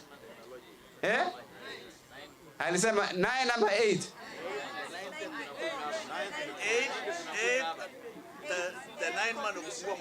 9 months ndio tutakuja kufungua. Hao watu walipiga hesabu wakasema mtoto atazaliwa baada ya 9 months. Sasa yule mama yule ambaye anataka kupanga kuzaa mtoto, panga saa hii. Wakati hiyo mtoto atazaliwa, hata hii mambo ya maji itakuwa sawa au namna gani? Tuko mimi, I will play my part. I will play my part kuhakikisha kwamba tunawasilisha hii project yetu ya purification of water ya kutoka Lake Baringo ili watu wetu waweze kufaidika. Mimi sitaki kuwaeleza faida ya maji nzuri. Nataka kuwaeleza watu wa Baringo kwamba sisi tumeweka mambo ya maji kibao mbele. Katika budget yetu kwa county iko departments mbili ambayo inapata pesa mingi. Department ya afya na department ya maji ndio second. So this department is consuming 1 billion shillings mambo ya development ya maji katika sehemu hii. Na nataka kuwaeleza kwamba tumesongesha ile access to water, clean potable water. Imefika sasa upande ya sehemu ya Eldama Ravine is doing about 75%. Mogotio is doing about 50 something %. Baringo South I think 49%. Baringo North 49%. Baringo Central 51%. Tunataka katika county hii tusongeshe access to clean potable water ifike 80% kabla ya mwisho ya muhulu wetu ya uongozi katika sehemu hii. Magamaje kapchi, magamaje kusagan chebi sa lekulo kwa kusiri distance zile 50 meters. Tunataka maji ikuwe katika familia karibu na familia ya watu wetu wa Baringo County. And I want to give you assurance to the people of Baringo County. Kama kuna kitu ambayo nitahakikisha kwamba imefanyika katika county hii ni maji. Maji kwa sababu maji, they say maji ni aramichi ni mamaja sabon. Maji number 1, ukiwa na maji utazalisha chakula. Ukiwa na maji utapata afya bora. Ukiwa na maji hakuna meno nyekundu, si ndio? Yani yero ri gatabun gara gelat tirelach china gluche kumali moy go iwasa no what chit na jamin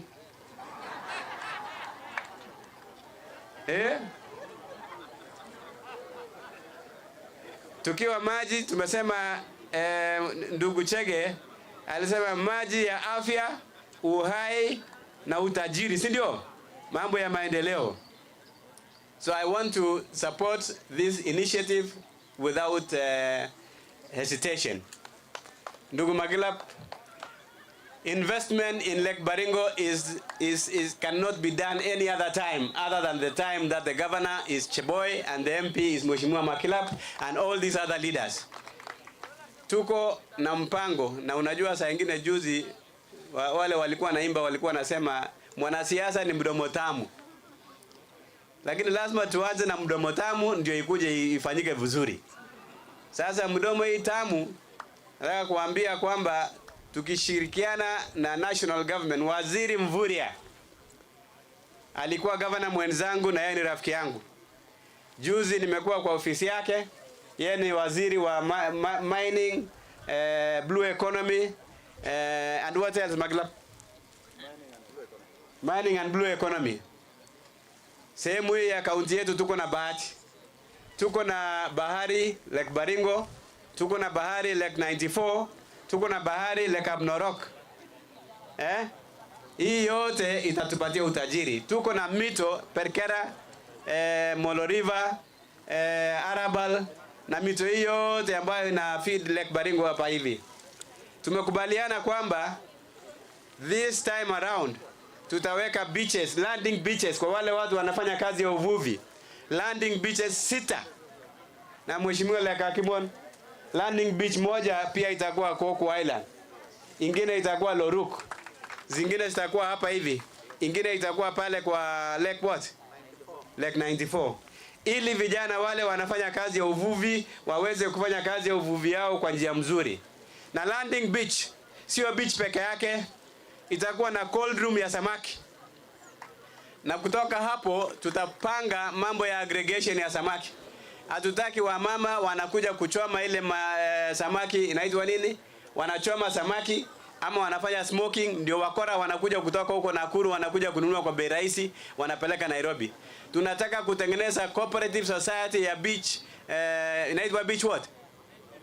Beach management unit. Tunataka kutengeneza cooperatives. Wizara yetu ya cooperatives itakuja kusaidia nyinyi kutengeneza cooperatives, ndio tukutanisha samaki yetu, ndio tuwatafutie market ya bei mzuri. Nairobi nikienda kukula samaki mahali nyingine inaitwa kwa Mama All Watch, samaki ninakulanga na 1500. Samaki chande agenge kiamen gita 1500. Ola kwa ata samaki chande mole. Silangata? 30? 30? Mwako 300? Hapana. Mangalek jo mrejo. Man 30? Negai wechito ilangi aguren kaldich agilangi aguren alafu unaenda unatoa jasho, alafu unakuja kuuza shilingi 30. Unakuja kuchoma kwanza na kukawisha na unauza na 30 shillings. Na watu wananunua 30 shillings Nairobi, sisi tunakula samaki na shilingi 1100 na silanga tamagala. Kwanza hapa Kuriema inauzwa shilingi 800. Imagine. Samaki Kuriema ni 800. Siling bokal sisit akumnyo. Kala kwekman chito ni wasu inoni unyor shilingi 30. Hapana. Sasa mimi sina nguvu ya kuongeza bei. Nguvu ile niko naye ni kuhakikisha kwamba nitawatengenezea cooperative society, tutengenezee landing beach, tuhakikishe kwamba wavuvi wanapata utajiri ya kutosha. Na pia waziri hapa, waziri ya kilimo hapa atapanga mambo ya kukuja kutengeneza fishing cages, ya kuinua maneno ya uzalishaji ya samaki na kuleta fingerlings. Katika budget yetu tutaweka fingerlings, tutakuja kuwapatia ili muinue hali ya uzalishaji ya nini? Ya samaki. Pia tumeongea na mheshimiwa Makila papa hivi, ile network ile tuko naye, tutaenda kuonana na mheshimiwa Murkomen ambaye ni kiongozi wetu katika wizara ya barabara. Hii Lake Baringo hii na Lake Bogoria tuweke ring road. Tunataka barabara ya kuzunguka Lake Baringo yote. Alafu kama wewe uko na pesa, utafute pesa, ununue plot, ujenge nini? Hotel.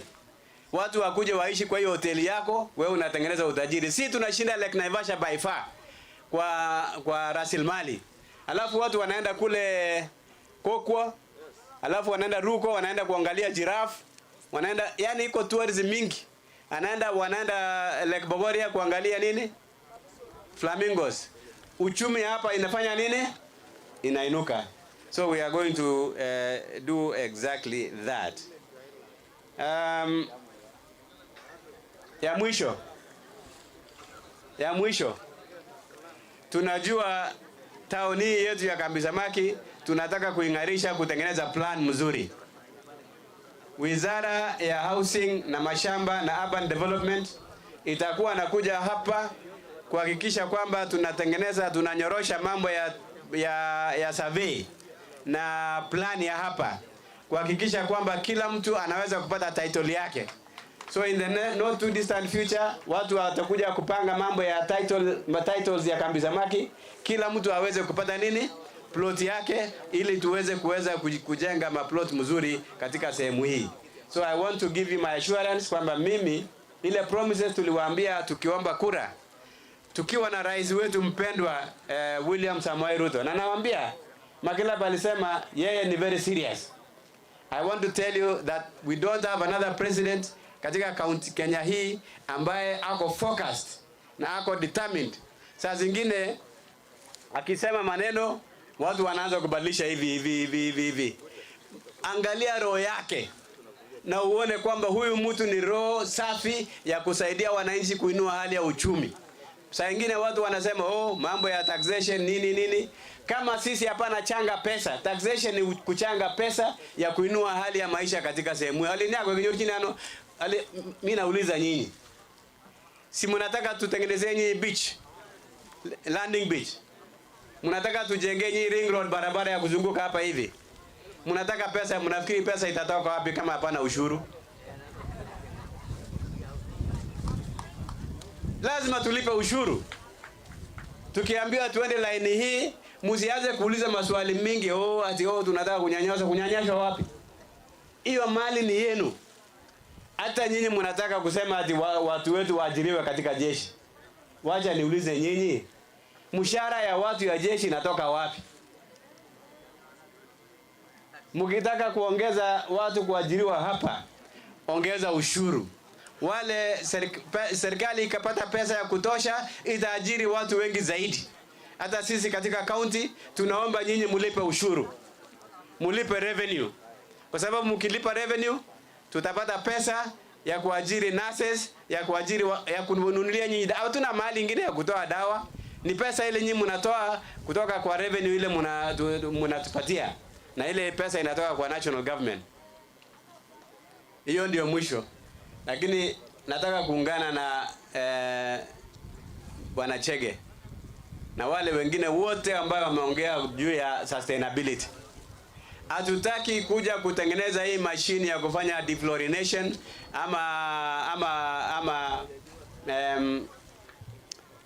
ama purification, alafu kidogo tunakuta hatuna pesa ya kuweka membrane nyingine.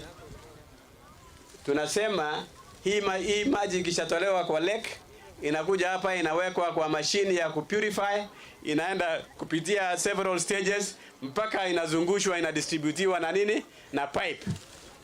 Hiyo pipe ikija mpaka kwako, ujue kazi mingi imefanywa. Iko stima ambayo inapigwa itoe maji pale mpaka hapa juu, na pesa ya kufanya maintenance ya hiyo.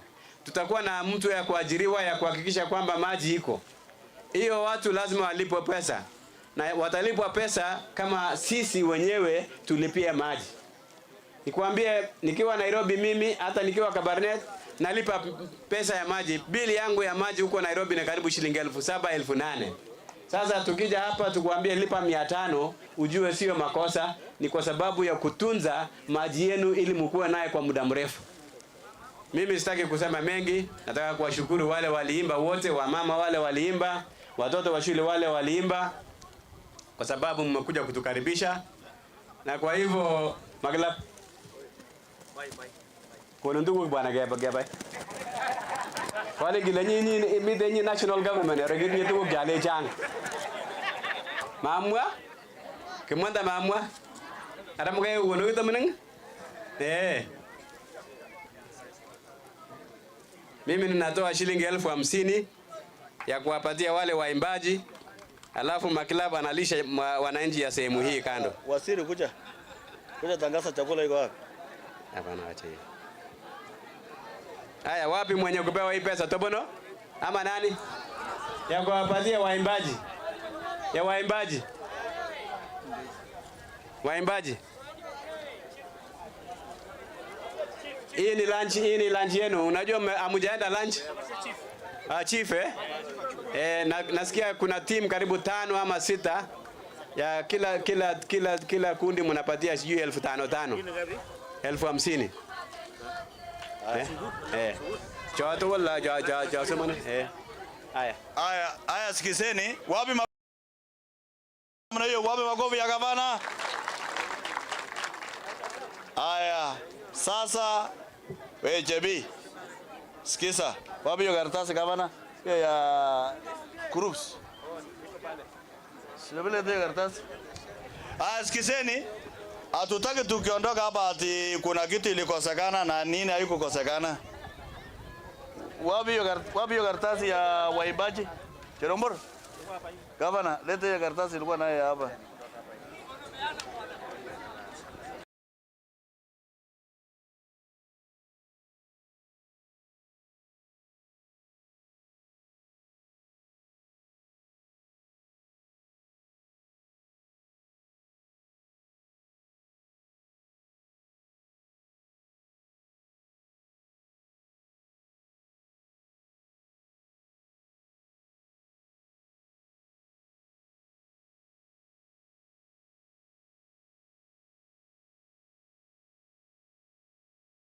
Churches of Kenya Korean, Turkana dancers, Ushindi choir, Kapkirwok, Kokoto group, Soya women group dancers.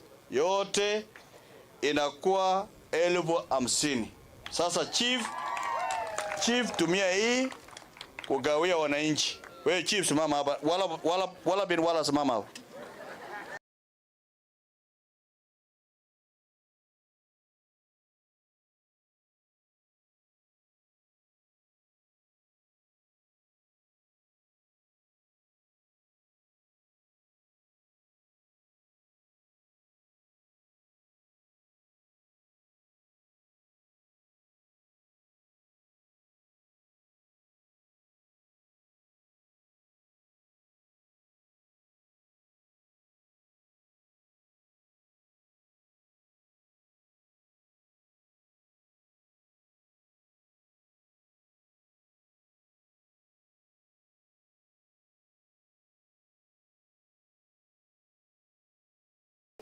Wase hawa ambaye hawakupata network. Wase hawa ambaye hawakupata network chija tolna uro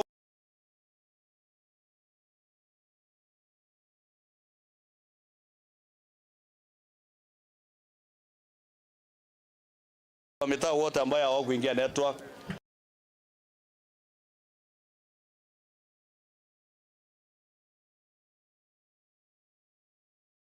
Ambao wachaingia network na ndio ijulikana uchaingia network kwa hiyo wakati wanapewa fiti yao anaenda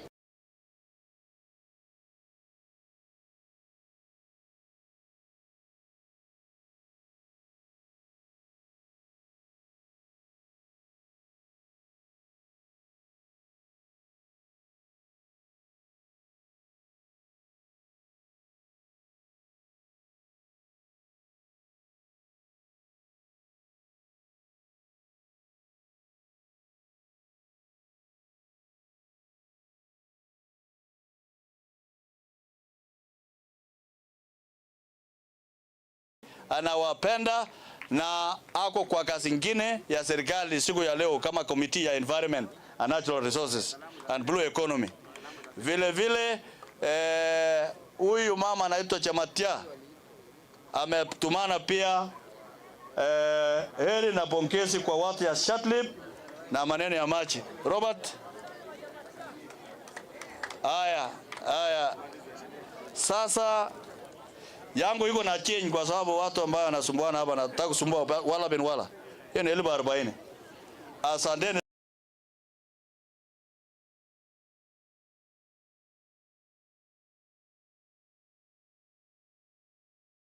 Asante.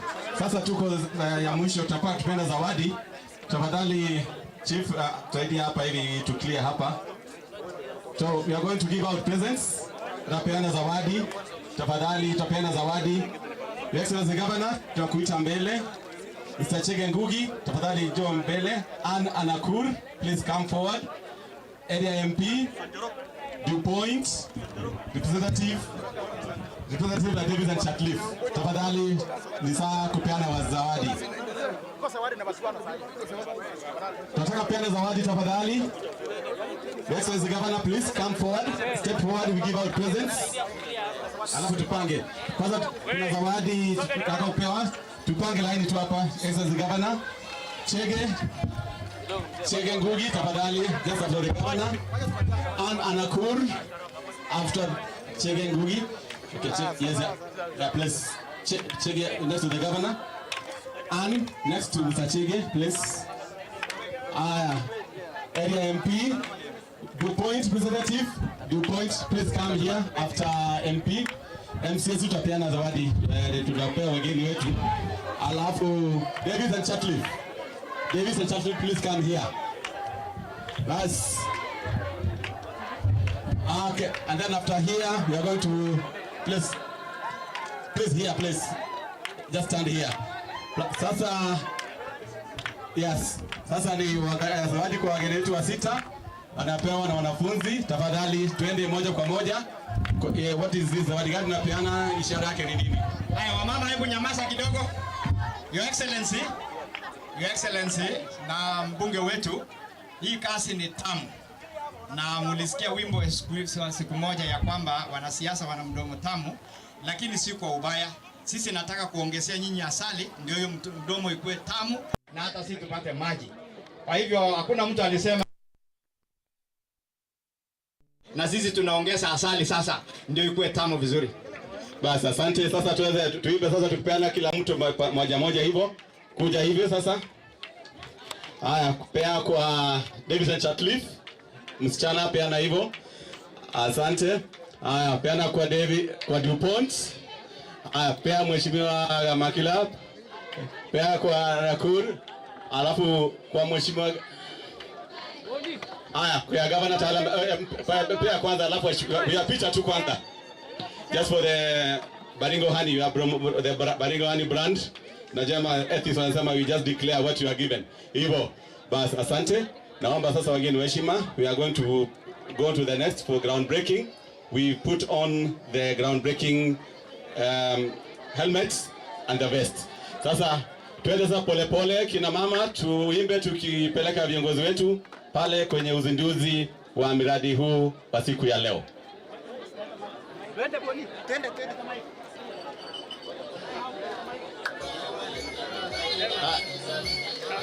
Mayo, na kupelekea alafu nirudi nifunge hii.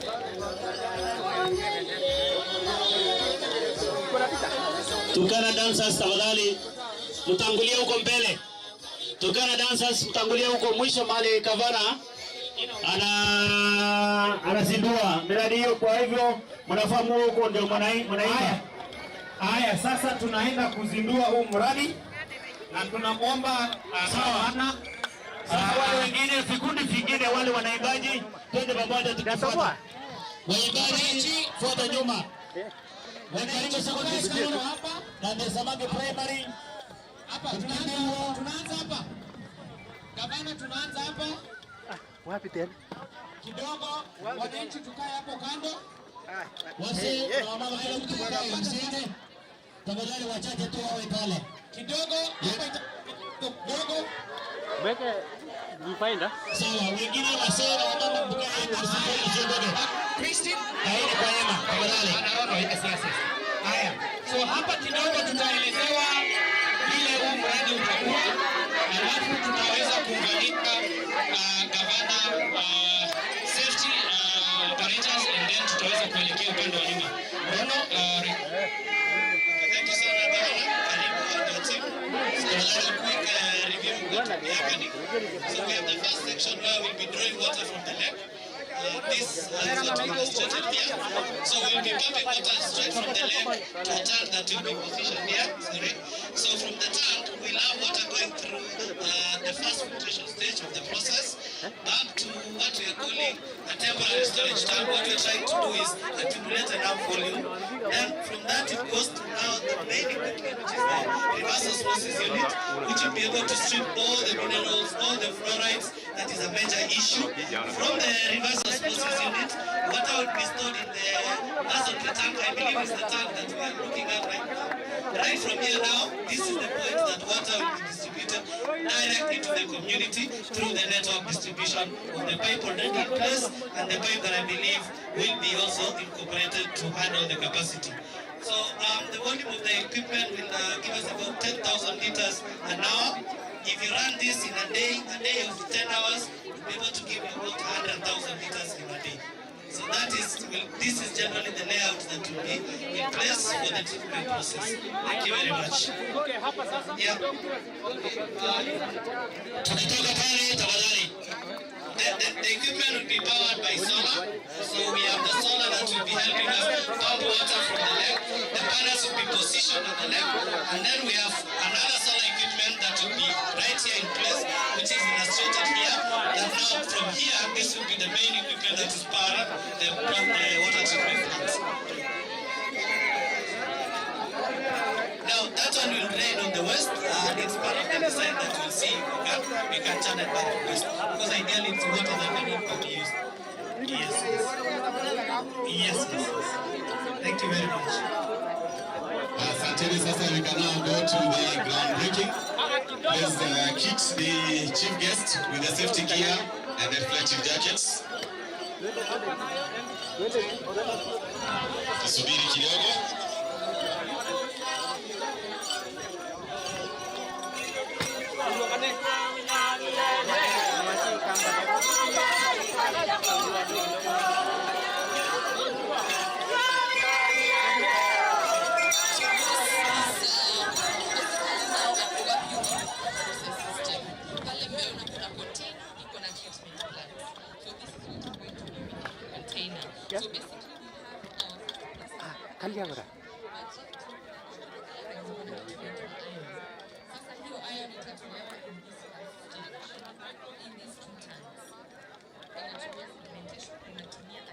So tutakuwa na blower inapuliza hewa hapo ndani. It oxidizes the iron and then that iron remains in the second tank. Then the second unit is ultrafiltration. Here ultrafiltration is going to be used to remove suspended particles that are in our water.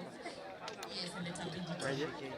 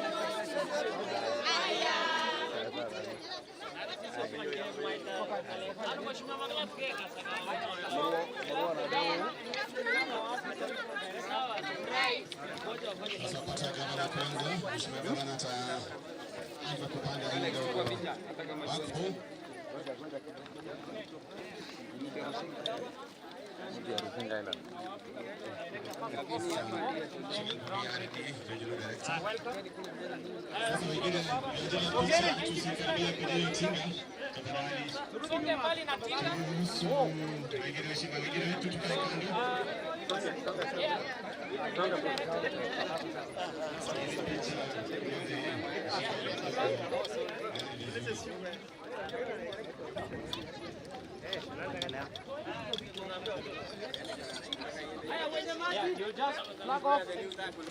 Yes. Haya. Sasa ndio tutapanda kwa tinga after this, eh? So that's just to signify that this we are taking off from 5 mpaka 0. 5, 4, 3, 2, 1. Sweep. Makofi. Haya. So we'll start with the governor. Then after the governor's put one, our Africa regional director will put another one.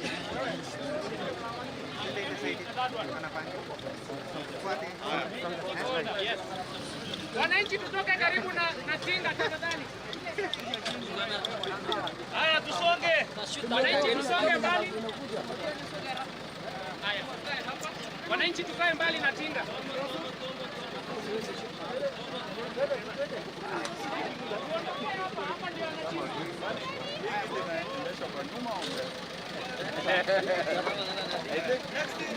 Lazima naenda nyuma huko. Shikilia sana hizo. Eh? Ndio ilikuwa siku yetu. Bro.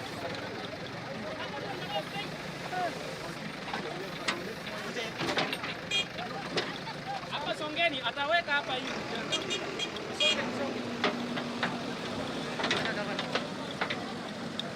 Songe. hii mchanga itaenda wapi?